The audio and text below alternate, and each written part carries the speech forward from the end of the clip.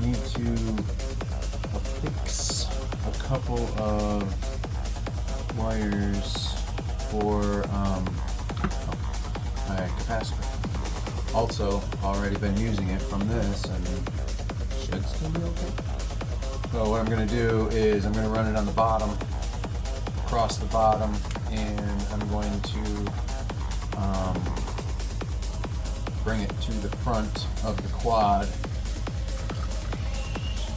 Bring it up to the front of the quad here, along with the Wi-Fi GPS mate.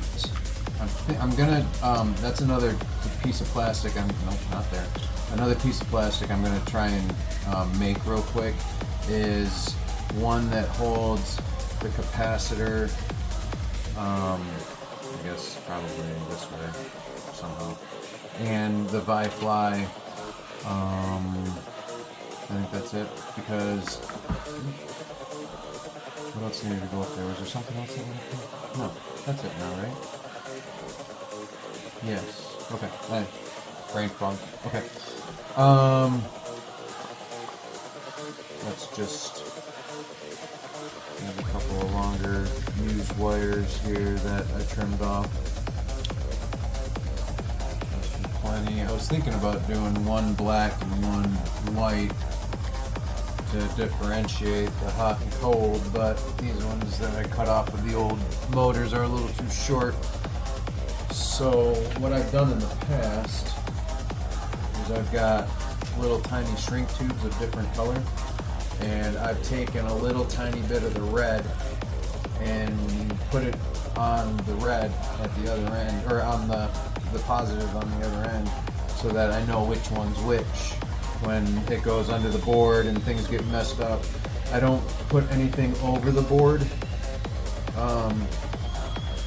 I'm sure that's pretty much a standard, but the thought process to me is if I put something over top of the thing that gets hot, the silicone housing around it should be okay with that, but it's gonna melt if anything goes wrong. So if you get it underneath the heat, maybe that's smarter, I don't know. Somehow in my brain it works that way. So I just stripped a bunch off of that like I had with all the other stuff, and this is gonna finish up that piece of solder, and I knew it was gonna be able to do that. Another thing I learned in doing soldering like this is if you're gonna solder wires, that's really hot already, damn it gets hot quick. If you're gonna solder these wires, you solder with the wire facing this way, and I solder it, and then all that solder is gonna sink down into the wire, making that whole wire rigid.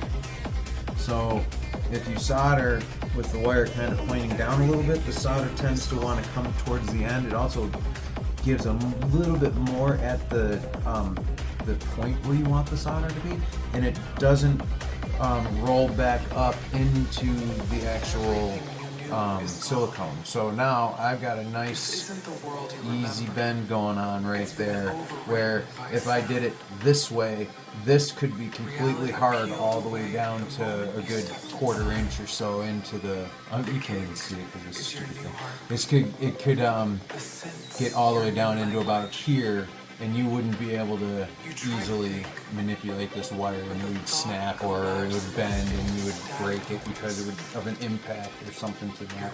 So, remember, novice, hot. These are both done. Let's take this off again. Look at that. Right up to where I needed the solder to be. It doesn't go underneath the silicone. It's perfect. Love it. Those are the things that you just figure out as you go. It's just, I've had so many wires, especially on the ESC, where it comes out to about here, and it bends like that because there's so much solder underneath there that you don't get that nice manipulative wire again. So that's just another tip, you know.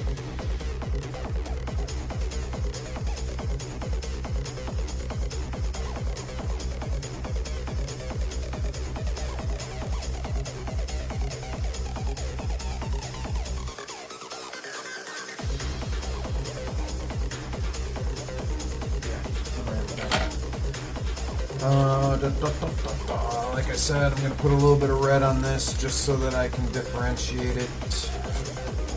I'm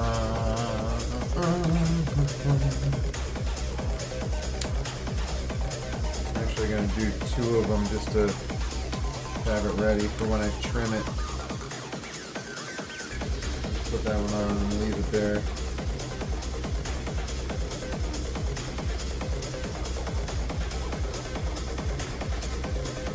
Oh, for fuck's sakes.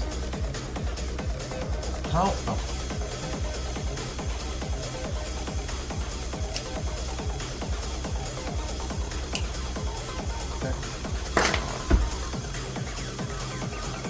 Alright, I'm good. Yep. And next we're gonna connect everything. I'm gonna trim up these plastics and whatnot before I come back and do the connecting of the ESC so that you don't have to worry about it in the middle and try and do that while everything's all soldered down already, and that would be a pain in my day, and I don't want it. So, be right back.